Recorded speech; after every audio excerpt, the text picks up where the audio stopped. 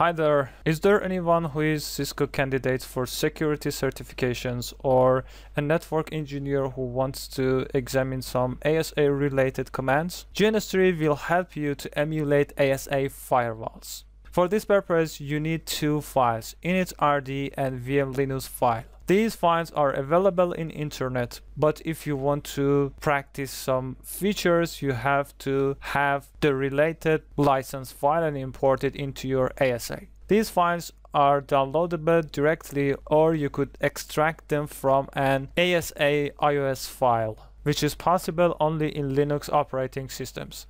We have these two files and I suggest you to use them too. Don't challenge yourself with Linux extracting files. To do this, we go to Edit menu and select Preferences, and in QEMU VMs, we click New, and here we select ASA 8.4. So we select this and we click Next, and the name of your device, you could name anything. We left it default. The amount of RAM that will assign to your ASA firewall, and the QEMU exe file that emulate our ASA firewall. We click Next. Here we have to provide our init.rd and vmlinux file to GNS3. So we click Browse here and select init.rd file and click Browse and provide vmlinux file, and here we click Finish, and now we have an ASA in our GNS3. So we go to this or here, select ASA, put it in our map, start it, and let's see the boot up process. And now everything is okay.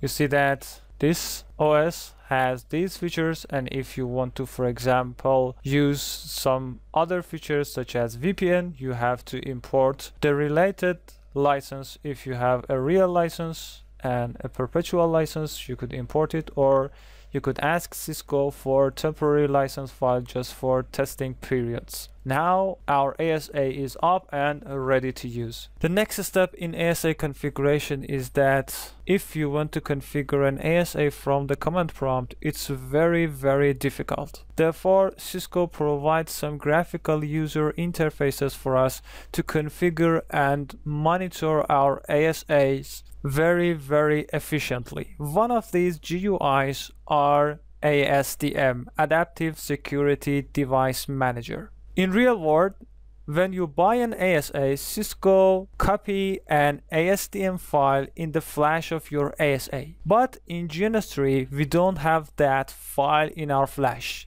Therefore, we have to copy this file from our system to GNS3 emulated ASA. So we need the ASDM source file, we need a TFTP or FTP server or HTTP or any servers that ASA could support you to transfer files from your system to ASA, and a connection between our system and ASA. For this connection, I use host. I select the host here. Hosts or clouds that are here could bind to your network adapters, and we could connect our network adapters to the hosts or cloud and then connect it to one of our emulated device. Next, we have to put an Ethernet switch in between, because you could not connect ASA directly to your network adapters. Now I connect host, VMware network adapter VMnet1, which is my VMware workstation network adapter, and in the range of 192.168.3.0, and connect it to the switch, and connect other interface of the switch to Ethernet 0 of our firewall. Now I go to my ASA command prompt. Let me clear the screen and I select enable, enter, configure terminal, no, and interface gigabit Ethernet 0, name it management. By default, you see that the security level of the interface set to 0, and I want to use it as the management interface, so I issue the command management only.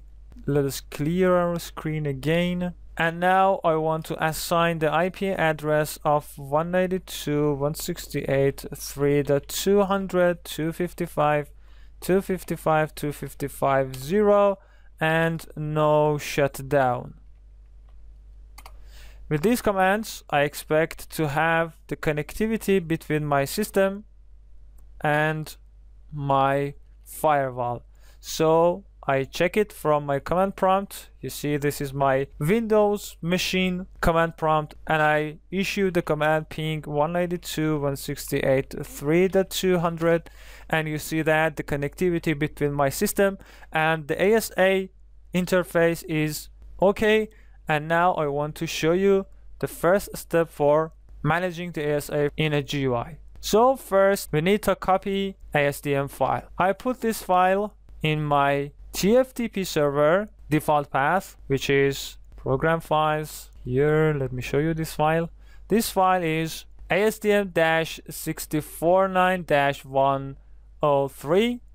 There are newer versions of ASDM, but the version that I have is this one. You could copy newer version of ASDM in your ASA emulated. I put it in the default path of my TFTP server, which is Cisco TFTP server. You see that it's a free tool that you could install in your system, and you could configure the like file path and the TFTP server root directory here. You could select any path you like and copy your file in that path. And here in GNS3 or in ASA, I issue the command copy. Copy from TFTP to flash. First, ask me about the remote host IP address or the name 192.168.3.10, which is my computer's IP address. The name of the file, let me copy this name from my system and paste it here. Destination file name, I want to choose the same name, so I click enter, and you see that the file is being copied, and my TFTP server and ASA both shows this process.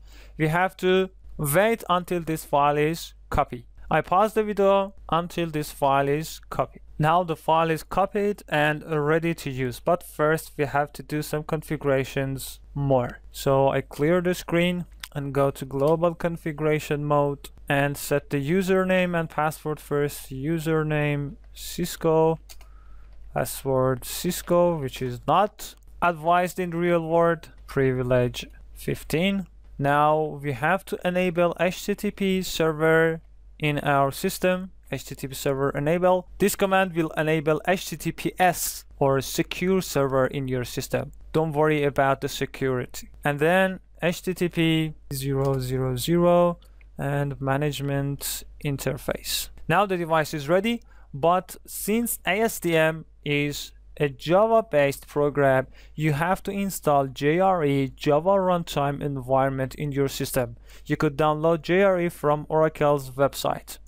I installed the 7 update 21 version of this software in my system. So when I open up my browser now and issue HTTPS 192.168.3.200, I see this error first because the certificate of this website is issued by the ASA itself and it is not issued by a certificate root authority. My browser recommend me to do not use this site, but I say continue to this website. As you could see, now we could install ASDM launcher in our system. Browser asks about the username and password. We provide Cisco username and password in our system, and the file is here and we could run it. I installed this file before.